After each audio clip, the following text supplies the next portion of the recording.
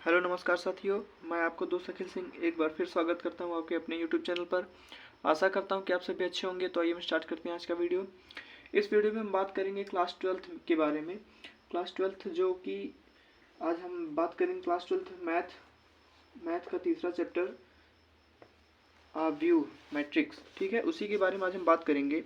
उसमें एक ठो क्वेश्चन है 3.1 का, ठीक है, ये आप क्वेश्चन देख सकते हैं। प्रश्नावली 3.1 का आव्यूह ए बराबर, ये आव्यूह दी गई है कि ये ज्ञात करना है आव्यूह की कोटि। ये जो आव्यूह की कोटि जो दिया है, आज हम इसी के बारे में बात करेंगे। आव्यूह की कोटि क्या होती है, रैंक ऑफ द मैट्रिक्स, ठीक है। आव्यूह की कोटि को हम कहते हैं रैंक ऑफ द मैट्रिक्स।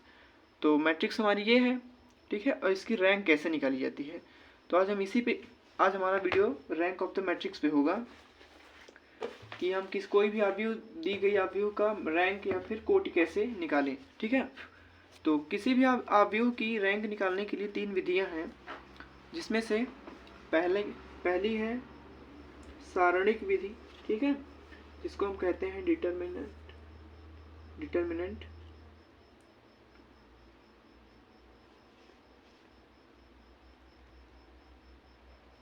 ठीक है, डिटर्मिनेंट हो गई। दूसरी है इक्लर, ठीक है,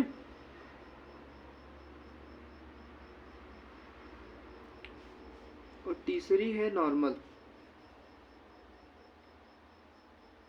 ये तीन जो है मेथड है, ठीक है, ये किसी भी मैट्रिक्स की रैंक निकालने के लिए। तो आज हम इस वीडियो में बात करेंगे डिटर्मिनेंट और इक्लर, ठीक है।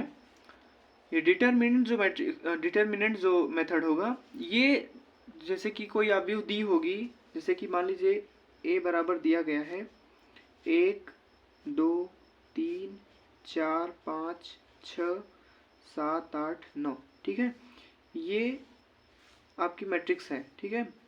ये कितने क्रॉस की मैट्रिक्स है, ये तो ये 3x3 की है। इसको हम कहते हैं मैट्रिक्स का ऑर्डर, ठीक है। कितने ऑर्डर की मैट्रिक्स है, तो 3x3 की है ये मैट्रिक्स, ठीक है। डिटर्मिनेंट जो फॉर्म, मतलब डिटर्मिनेंट जो मेथड है, ये काम करेगा सिर्फ स्क्वायर मैट्रिक्स पे, ठीक है, वर्ग आव्यूह पे।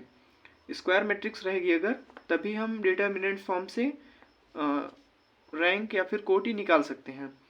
तो कैसे निकालेंगे हम देख लेते हैं। जैसे ये डिटर्मिनेंट फॉर्म, ये हमारी स्क्वायर फॉर्म में ये मैट्रिक्स है, ठीक है। तो हम कैसे इसकी रैंक निकालेंगे, तो आइए हम देखते हैं।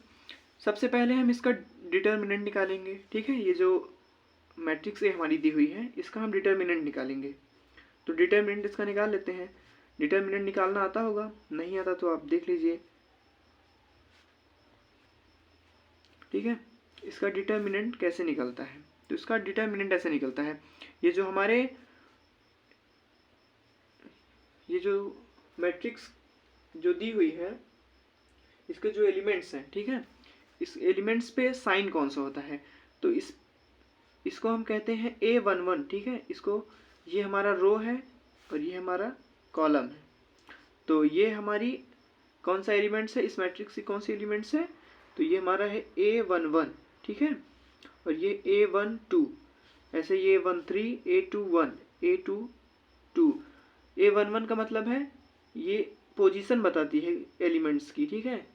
जैसे कि कोई भी एलिमेंट्स होगा उसकी पोजीशन ये बताता है। जैसे कि हमने लिख दिया यहाँ पे A32, ठीक है। A32 अगर लिख दिया है तो हमको कहाँ, मतलब जैसे कि ये पोजीशन दे दिया गया, अब हमको निकालना पड़ेगा कि इसकी जगह पे कौन सा एलिमेंट्स है, ठीक है। इस आपके अगले, मतलब इसी वाले क्वेश्चन में जो हमने अभी दिखाया अपने, उसमें ये भी दिया गया, तो इसको हम अभी बात करेंगे इस पे। तो आइए पहले इस पे, ये जो हम बात करने हैं रैंक पे, इस पे बात कर लेते हैं। तो रैंक कैसे निकलेगा, तो सबसे पहले इसका हम डिटर्मिनेंट निकालते हैं। तो यहाँ पे साइन प्लस होता है, यहाँ पे माइनस होता है, यहाँ पे प्लस होता है, ठीक है। इसके पास minus plus minus plus minus plus. अब ये कैसे होता है, इसके बारे में हम आगे बात करेंगे। और जब हम एडजॉइंट, मतलब ए इनवर्स निकालेंगे, ठीक है, तब हम इसके बारे में बात करेंगे। यहाँ पे प्लस माइनस प्लस ये कैसे आता है, अभी हम बस इतना जान लेते हैं। यहाँ पे प्लस, यहाँ पे माइनस, यहाँ पे प्लस होता है, ठीक है। तो हम इसकी डिटर्मिनेंट निकाल ले रहे हैं। तो डिटर्मिनेंट निकालेंगे, यहाँ पे +1 है तो +1 लिख देते हैं, ठीक है, +1। अब हम जो एलिमेंट लेंगे, ठीक है, उसके रो और उसके कॉलम के सभी एलिमेंट्स को हम ढक लेंगे। तो ये कॉलम हो गए और ये रो, ठीक है, इसको हम ढक लिए। तो हमारा बचा 5 6 8 9। तो अब इसी का हम क्रॉस मल्टीप्लाई करेंगे।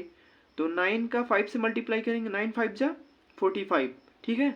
उसके बाद तो इसको हम लिखेंगे कैसे, 9 इंटू 5, यहाँ पे चिन्ह लगेगा माइनस का, 8 6 जा 48, ये हो गया। अब इसके बाद ये -2 है तो यहाँ पे -2 लगाएंगे। अब उसके बाद फिर इस एलिमेंट्स के रो और मैट्रिक्स के सॉरी रो और कॉलम के जो एलिमेंट्स हैं उनको हम ढक देंगे। तो ये और इसको ढक लिए, तो यहाँ पे बचा 4 7 6 9। तो क्रॉस मल्टीप्लाई करेंगे, तो 9 इंटू 4 माइनस 7 इंटू 6, ठीक है। अब उसके बाद +3 है तो +3, इसको ढक लिए। अब बचा 8 4, तो 8 इंटू 4 माइनस 7 इंटू 5, ठीक है। ये हम निकाल लेते हैं। 9 5 जा 45 माइनस 48 -2, 9 4 जा 36,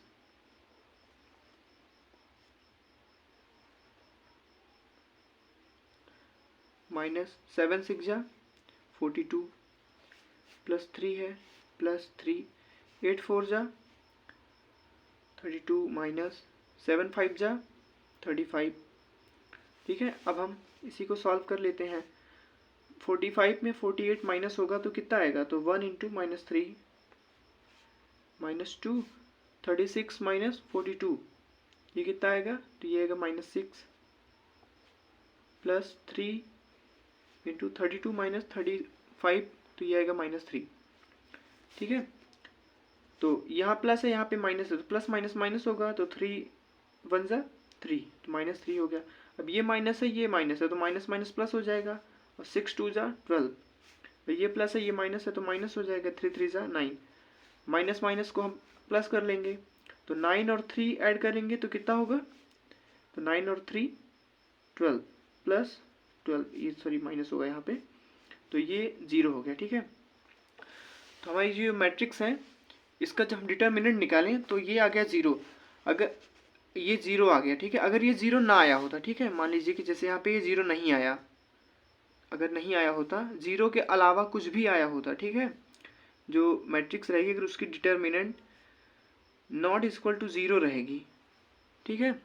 अगर ये मैट्रिक्स जो भी मैट्रिक्स दिख होगी उसका हम डिटर्मिनेंट निकालेंगे, अगर वो 0 के बराबर नहीं आएगी तो जितने इसमें रो होंगे, ठीक है, ये R1 R2 ये R3, ठीक है, 1 2 3, ये 3 रो है ना, तो इसकी रैंक 3 हो जाएगी, ठीक है। रैंक को हम डिनोट करते हैं रो से, row of A is equal to 3। अगर इसका डिटर्मिनेंट 0 ना आता तो 0 के अलावा प्लस भी आ सकता था, माइनस भी आ सकता, कुछ भी आता तो इसकी रैंक हो जाती 3। लेकिन यहाँ पे 0 आ गया ना, इसकी हम लोग डिटर्मिनेंट निकाले, 0 आ गया। इसको हम कैसे करेंगे, अगर 0 आ गया हो, प्लस में आता माइनस में आता उससे कोई मतलब नहीं, प्लस में आता तब भी माइनस में आता तब भी, तो इसकी रैंक वही होती जो जितने इसमें रो होते, ठीक है। अब इसमें आ गया 0, ठीक है। अगर 0 आ गया तो हम कैसे करेंगे, तो 0 आ गया, इसके लिए हम करेंगे सबसे पहले अपनी फिर से मैट्रिक्स हम लिख लेते हैं। तो 1 2 3 4 5 6 7 8 9, ठीक है। इसमें अगर 0 आ गया है तो एक रो और एक कॉलम को हमको गायब कर देना, ठीक है, अपने से, कोई चाहे जो आपका जो मन हो, R1 C1 R2 C2 कुछ भी जो मन हो आपका, तो हम ये R1 और C1 को गायब कर देते हैं, ठीक है।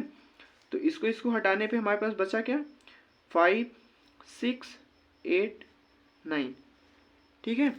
अब हम ये जो मैट्रिक्स नई बनेगी, ठीक है, इसका हम नाम रख देते हैं B, ठीक है। ये मैट्रिक्स जो B बनी, अब हम ये जो B मैट्रिक्स है, अब इस B मैट्रिक्स का हम डिटर्मिनेंट निकालेंगे, ठीक है।